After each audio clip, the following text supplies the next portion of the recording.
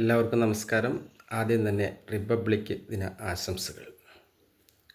എന്തൊക്കെയുണ്ട് വിശേഷം? സുഖമായിട്ടിരിക്കുന്നു?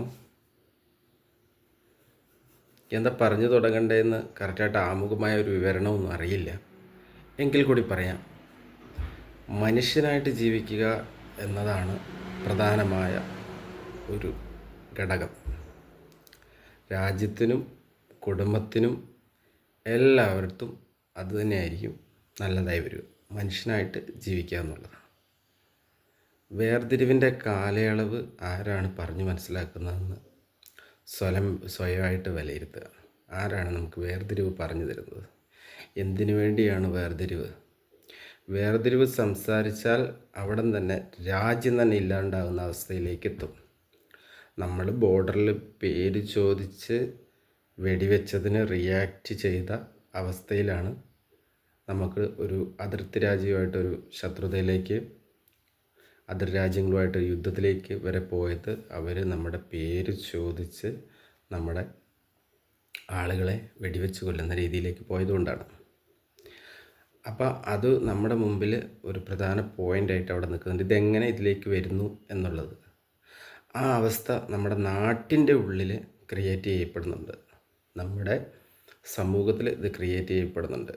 യൂത്തുകൾ ഇത് ചർച്ച ചെയ്യണം എന്നാണ് റിപ്പബ്ലിക് ദിനമായിട്ട് എനിക്ക് പറയാനുള്ളത്. സാമുദായിക നേതാക്കന്മാരും മതപ്രവാചകരും എല്ലാം മുന്നോട്ട് വെക്കുന്ന ആശയവും അവർ രാഷ്ട്രീയത്തിൽ കലരുകയും രാഷ്ട്രീയം കൈമുതലാക്കി അവർ ഒരു സാമുദായിക നേതാക്കൾ അവരുടെ ആത്മബലം ജനാധിപത്യത്തിലേക്ക് എടുത്തിടുമ്പോൾ അവിടെ ജനാധിപത്യം എന്ന സംവിധാനം പൂർണ്ണമായിട്ടും വേർപിരിഞ്ഞു പോകും. എല്ലാ കാലഘട്ടത്തിലും എല്ലാ കാലയളവിലും അവരുടെ വ്യക്തിപരമായി അവരുടെ ഉള്ളിൽ തോന്നുന്ന ആശയങ്ങൾ സമൂഹത്തിൽ നടപ്പിലാക്കുമ്പോൾ ചേരികൾ സൃഷ്ടിക്കപ്പെടും. ചേരികൾ സൃഷ്ടിക്കപ്പെട്ടാൽ തീർച്ചയായും ജനാധിപത്യത്തിൻ്റെ കാവ്യനീതി നമുക്ക് കിട്ടാതെ വരും. അപ്പോൾ യൂത്തുകൾ മനസ്സിലാക്കേണ്ട ഒരു കാര്യം എന്ന് പറഞ്ഞാൽ നമ്മളെല്ലാം മനുഷ്യരാണ് എന്ന്, സപ്പോസ് നമ്മൾ എല്ലാവരും മനുഷ്യരാണ് എന്ന് പറയുന്നത് നമ്മൾ മനസ്സിലാക്കണം. അതല്ലാണ്ട് നമ്മൾ അവർക്കെന്തോ മതനേതാക്കൾക്കെന്തോ പവിത്രതയുണ്ട്, എന്നാൽ അവർ പറയുന്ന പോലെ നമുക്ക് ജീവിച്ചേക്കാം എന്ന് വിചാരിച്ചു കഴിഞ്ഞാൽ സന്തോഷകരമായ ജീവിതത്തിന് അത് ഉതകുകയില്ല. ഒരു കാരണവശാലും നമ്മുടെ സന്തോഷകരമായ ജീവിതം മുന്നോട്ട് പോവില്ല. കാരണം അതൊരു ബ്രെയിൻ ട്യൂമറാണ്. ട്യൂമർ അതിലും എത്രയോ ഭേദമാണ് ബ്രെയിൻ ട്യൂമറിൻ്റെ അവസ്ഥ.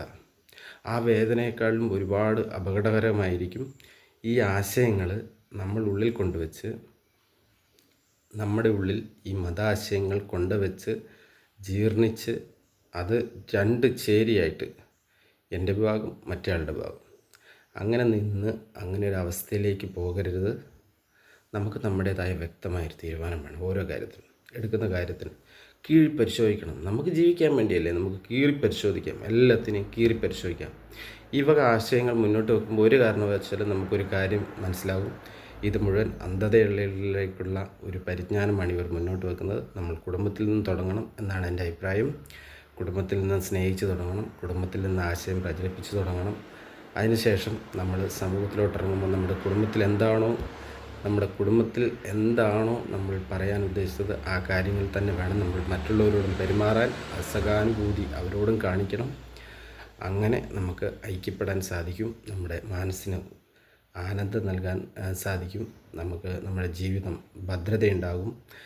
നേരെയുള്ള കാര്യങ്ങൾ നേരായി ചോദിക്കാനുള്ള, പറയാനുള്ള ഒരു ആത്മബലം നമുക്ക് വന്നു ചേരും എന്ന് മാത്രമാണ് എനിക്ക് റിപ്പബ്ലിക് ദിനമായി ഇന്ന് നിങ്ങളോട് പറയാനുള്ളത്. എൻ്റെ ചെറിയ ആശയത്തെ വിമർശനത്തിലൂടെ അറിയിക്കണം. കേൾക്കാൻ തയ്യാറാണ്, തിരുത്താൻ തയ്യാറാണ്, എന്തിനും തയ്യാറാണ്. Okay, by.